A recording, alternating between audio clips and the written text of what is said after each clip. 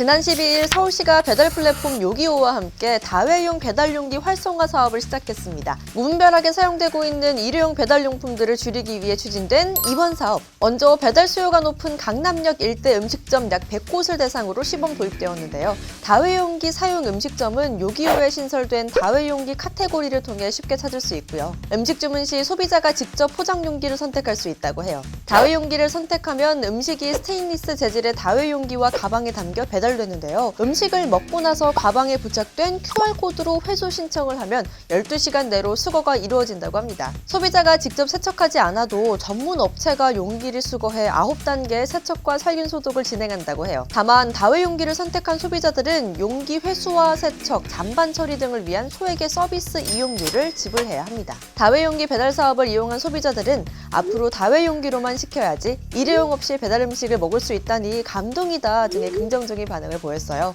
하지만 위생이 문제다, 소비자가 내는 비용만 더 올라간다 등의 부정적인 목소리도 있습니다. 이번 시범 사업은 다음해 1월까지 3개월간 진행된다고 하는데요. 서울시는 음식 배달 시 100% 다회용기 사용을 목표로 사업을 지속 확대할 계획이라고 밝혔습니다.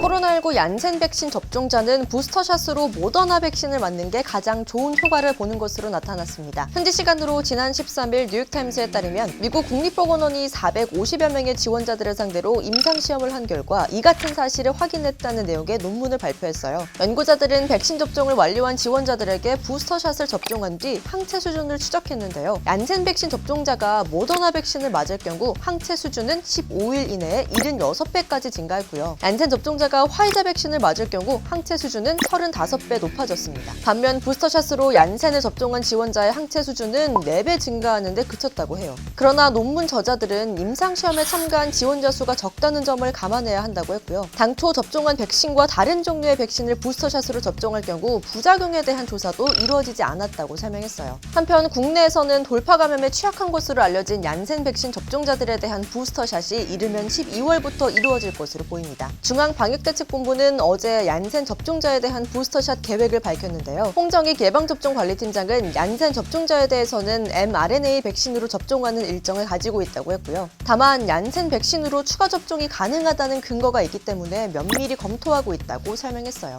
얀센 접종자가 어떤 백신을 맞을지는 아직 정해지지 않은 가운데 구체적인 시행 계획은 12월 전에 확정해서 발표하겠다고 밝혔습니다.